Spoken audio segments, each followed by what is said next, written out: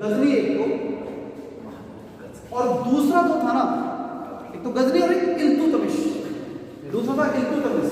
जो आगे बढ़ेंगे गुलाम वंश में इल्तुतमिश, ये दो व्यक्ति जो थे ना, इन दोनों ने ही सुल्तान की उपाधि ली, ठीक है। लेकिन जो ये गजनी है ना, गजनी की स्थिति थोड़ी अलग थी और इसकी स्थिति अलग थी। कैसे बताऊं? गजनी ने अपने आप को सुल्तान बनाया, मतलब इसने सुल्तान की उपाधि ली, स्वयं ली, सुल्तान की उपाधि ली इसने, मतलब स्वयं ली। और दूसरा इल्तुतमिश जो था, इसको बगदाद के खलीफा ने, बगदाद का जो खलीफा था ना, उस खलीफा ने इसे दी, ये उपाधि इसने इसको दी। किसकी उपाधि? सुल्तान। तो आपको दोनों प्रश्न पूछ सकते हैं। अब अच्छी बात बताइए, वैधानिक कौन सी बन जाएगी? सही वैध रूप से जो बगदाद का शासन देगा वो खलीफा देगा, क्योंकि धर्म के कोड़ी की थी सुल्तान की उपाधि। तो इसलिए जो है यहाँ पर बात ये हो गई कि सुल्तान की ये उपाधि वैध मानी जाएगी।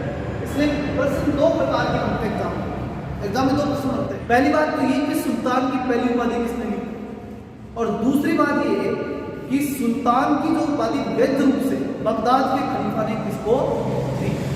ये दो प्रमुख उपाधियां दो व्यक्तियों के आपके ध्यान में रखनी। बताइए कोई दिक्कत है किसी के? नहीं है। अब चलते हैं पढ़ाई। जो महत्वपूर्ण टॉपिक हम शुरू करने जा रहे हैं वो है गुलाम पहुंचने के बाद 1206 में, 1206 के अंदर गोली की हुई मृत्यु। क्या हुई? मृत्यु। अब जब तक ये नहीं बनाना तब तक तो जो गुलाम के रूप में से छोड़ के गया था वो था कुतुबुद्दीन। कौन था? कुतुबुद्दीन ऐबक।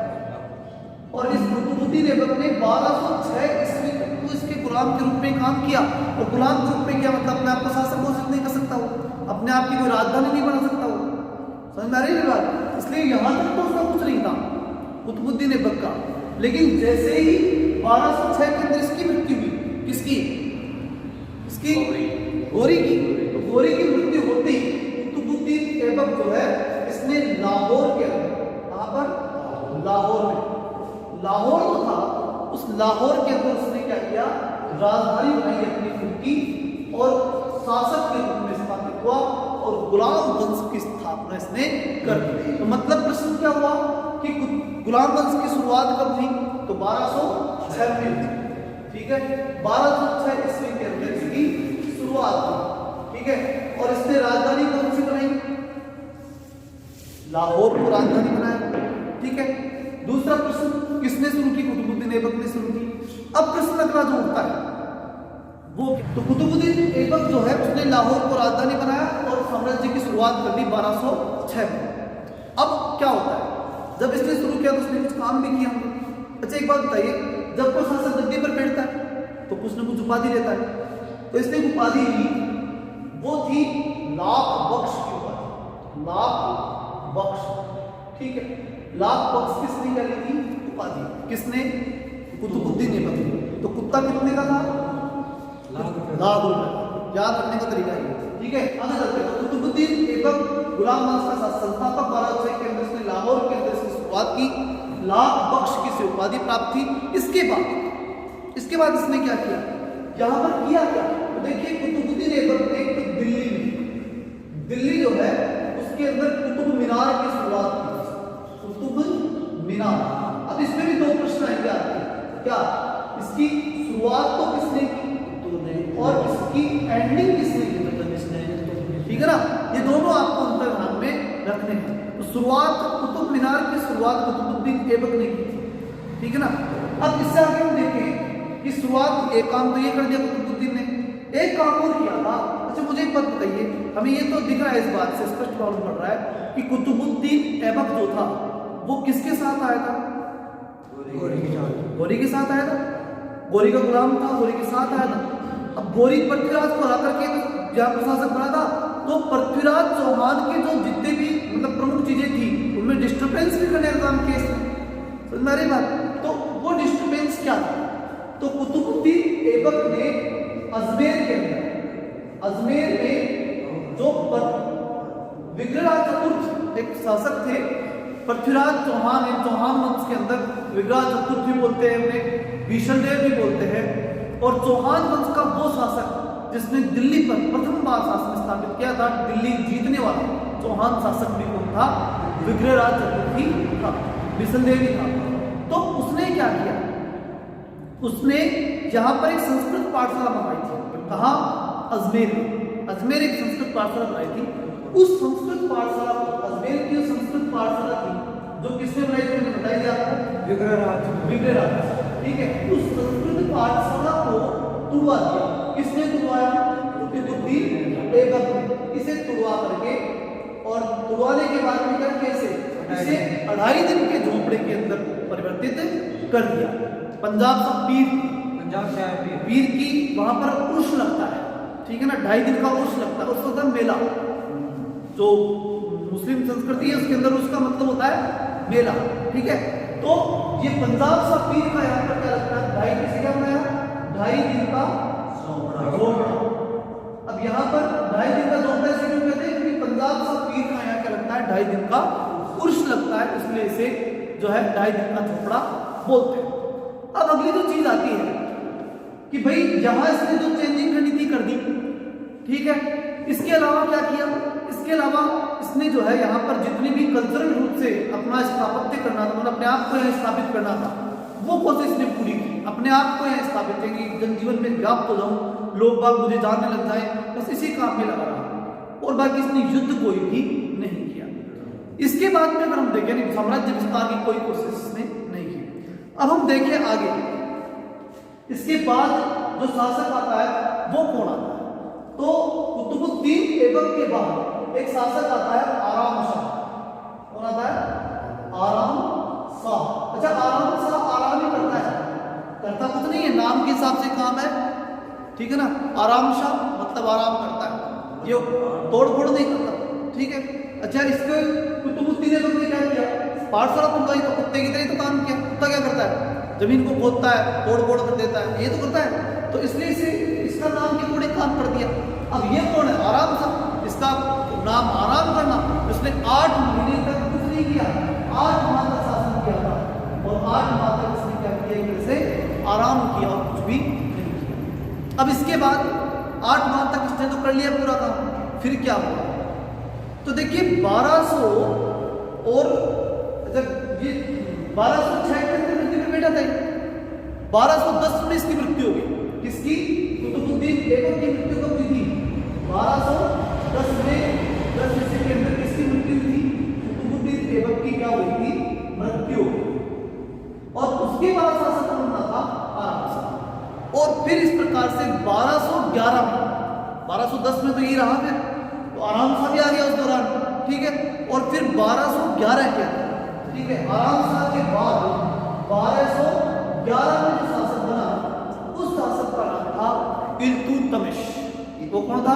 इल्तुतमिश। ये भी वही इल्बरी तुर्क था, ठीक है ना। ये तुर्क जाति है, और ये मैंने बात बताया आपको, ये सब तुर्कों में से आ रहे हैं। ये शुरू से मैंने इस बात को स्पष्ट कर दिया था अपने आपको कि अफगानी तुर्क जो थे, जो इल्बरी तुर्क जिन्हें कहा था, उन तुर्कों में से लोग थे, और वहीं से ये लोग आ रहे थे। अच्छा, 1211 के अंदर इल्तुतमिश कौन बना शासक? इल्तुतमिश शासक। तो ये ध्यान रखा, इल्तुतमिश। और इसने क्या किया? इल्तुतमिश ने भारत में क्या किया? 1211 में जब शासक बना, उसके बाद हाँ इधर देखिए, इसने शासक बनने के बाद जो महत्वपूर्ण कार्य किए, उनमें सबसे इंपॉर्टेंट काम, वैसे तो बहुत इंपॉर्टेंट काम किए थे इसने अपनी तरफ से तो इतना ताकतवर काम किया कि अपने आप को स्थापित करने की कोशिश की। प्रशासन के क्षेत्र में एकता प्रणाली चलाई थी इसने, ठीक है। अरबी सिक्के चला दिए थे इसने, ठीक है ना। राजधानी तक परिवर्तित कर दी थी इसने। तो वहां से शुरू करते हैं, शुरुआत वहीं से राजधानी से लेते हैं। हमें अच्छी तरह से मालूम है कि राजधानी लाहौर किसके समय थी? कुतुबुद्दीन आया, लाहौर को राजधानी बनाया। तो अब लाहौर से ही राजधानी कन्वर्ट करता है कौन? इल्तुतमिश। कहाँ लेके आता है? दिल्ली। राजधानी कहाँ रहता है? दिल्ली आता है। और दिल्ली में राजधानी ला करके, और दिल्ली के कोने के अंदर, जिसे बोलते हैं दिल्ली कोहना है, दिल्ली, ठीक है ना। क्या बोलेंगे उसे? कोहना है दिल्ली, कोहना है दिल्ली। अच्छा, अभी थोड़ी देर पहले एक बात बताई थी, याद होता आपको क्या? कि सुल्तान की जो उपाधि थी वो दो व्यक्तियों ने ली थी, एक तो खुद ने ली थी, एक को दी गई थी। खुद ने तो किसने ली थी? गजनी ने। गजनी ने अपने आप सुल्तान की उपाधि ली थी। और प्रश्न ये भी आ सकता है कि भारत में प्रथम सुल्तान की उपाधि लेने वाला शासक कौन था? सुल्तान की उपाधि लेने वाला पहला शासक कौन था? तो गजनी था। ठीक है, पहला था व्यक्ति वो। लेकिन अगर ये पूछे कि वैधानिक रूप से सुल्तान की उपाधि सबसे पहले किसने ली थी? कौन? इल्तुतमिश ने। अब इल्तुतमिश जो है, सुनना मेरी बात ध्यान से, इल्तुतमिश ने अपने आप को सुल्तान की, भाई बगदाद के खलीफा ने दिए तो सुल्तान की उपाधि तो बहुत इंपॉर्टेंट है, तो इसलिए उसने क्या किया, सुल्तान के हिसाब से दिल्ली के कोने में हौज ए कुहना, हौज ए कुहना मतलब सॉरी हौज ए सुल्तान, ये सुल्तान है ना, हौज ए सुल्तान, हौज ए सुल्तान, ये एक क्या बनवाई उसने, हौज ए सुल्तान के नाम से जो है वो दिल्ली के कोने के अंदर एक हौज बनवा दी। हौज का मतलब आप समझ गए, एक स्थान बना जिसमें पानी आदि रहेगा जो भी है, तो हौज ए कोना के नाम से स्थापित किया, एक स्थान बनवा दिया उसने। और क्या किया इल्तुतमिश ने, और क्या किया, और ये किया कि इसके जो पहले कौन था, कुतुबुद्दीन ऐबक। अच्छा, कुतुबुद्दीन ऐबक का इल्तुतमिश क्या लगता था? तो वही बात, गुलाम और दामाद, ठीक है ना, गुलाम लगता था और दामाद लगता था, ठीक है ना। तो इसने जो है वो कुतुबुद्दीन ऐबक द्वारा शुरू की गई कुतुब मीनार को पूरा करवाया था।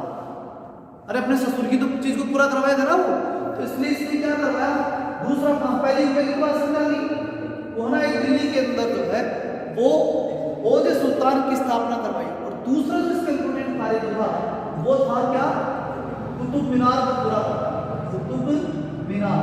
और इसको क्या करवाया था इसने, पूरा कुतुब मीनार को पूरा करवाने का काम भी किसने किया था? कुतुबुद्दीन ऐबक ने ही किया। सॉरी इल्तुतमिश पढ़ रहे हैं, तो इल्तुतमिश ने ही क्या किया था, कुतुब मीनार को पूरा भी करवाया। तो यहां तक कोई दिक्कत नहीं है। नेक्स्ट जो चीज आती है, ठीक है, वो हम देखते हैं कि इसने और क्या किया। दो तो महत्वपूर्ण काम हो गए, इसके अलावा क्या किया, तो इसके अलावा इसने दो प्रशासनिक क्षेत्र में दो महत्वपूर्ण कार्य किए। एक इक्ता प्रणाली, दो जो कार्य हम देखे इल्तुतमिश के, तो उसमें एक तो इक्ता प्रणाली, कौन सी प्रणाली, इक्ता प्रणाली शुरू की, और दूसरी इसने अरबी सिक्के चलाए। किसने चलाए थे अरबी सिक्के? इल्तुतमिश ने अरबी सिक्के भी चलाए थे। राजधानी परिवर्तित की थी, यह बात हमें अच्छी तरह से मालूम है। तो कुछ महत्वपूर्ण कार्य उसने किए। सुल्तान की वैधानिक उपाधि इसके पास थी, ठीक है। ये सारे कार्य किसके समय पर हुए? इल्तुतमिश के समय पर हुए। इसने काम कर दिया। वो महत्वपूर्ण कार्य क्या था? दिल्ली में अमीरों का शासन हुआ था, ठीक है ना। वो अमीर होते, भाई दिल्ली है और दिल्ली के अंदर कौन थे? अमीर मतलब था कि जो अरब के जो लोग थे और वो अमीर थे, पैसे वाले लोग थे, अमीर थे। तो उन दिल्ली जो उनके अंदर कोई पैसे वाला नहीं भी था ना, तो भी वो अमीर था। मतलब अमीरों को नष्ट करके और उसने एक गुलामों का संगठन बनाया, तुर्कान चिल्हवानी, ठीक है ना। 40 गुलाम सरदारों का संगठन बनाया उसने, जिसे बोलते हैं तुर्कान चिल्हवानी, ठीक है ना। ग्रुप बना दिया गुलामों का, और उसके अंदर जो है वो जैसा कहेंगे वैसे करेंगे, और पूरा शासन तुर्कान चिल्हवानी के माध्यम से उसने चलाया। तो ये बड़ा महत्वपूर्ण है। अमीर को क्या कहते हैं, उसने दमन किया, और किसको शुरू किया? तुर्कान चिल्हवानी को शुरू किया।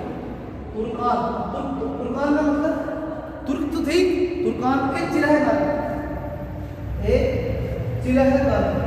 ठीक है। तुर्कान चिल्हवानी की शुरुआत की थी। किसने शुरुआत की थी? इल्तुतमिश ने शुरुआत की थी। अगर कोई दिक्कत है किसी के? इस प्रकार से 1236 के अंदर इसकी फिर मृत्यु आती है। ऊपर से इसे याद रखना कि बाहर जाकर के छत पर से ऊपर नीचे गिर गया, तो 36 यानी छत पर से, और 12 से यानी ऊपर बाहर जाकर के छत पे से गिर गया। तो 1236 के अंदर इसकी क्या होगी? मृत्यु। 1236 में इसकी मृत्यु। ये था इल्तुतमिश, ठीक है। तो दो प्रमुख शासकों के बारे में आज अपन ने चर्चा की। गुलाम वंश के अंदर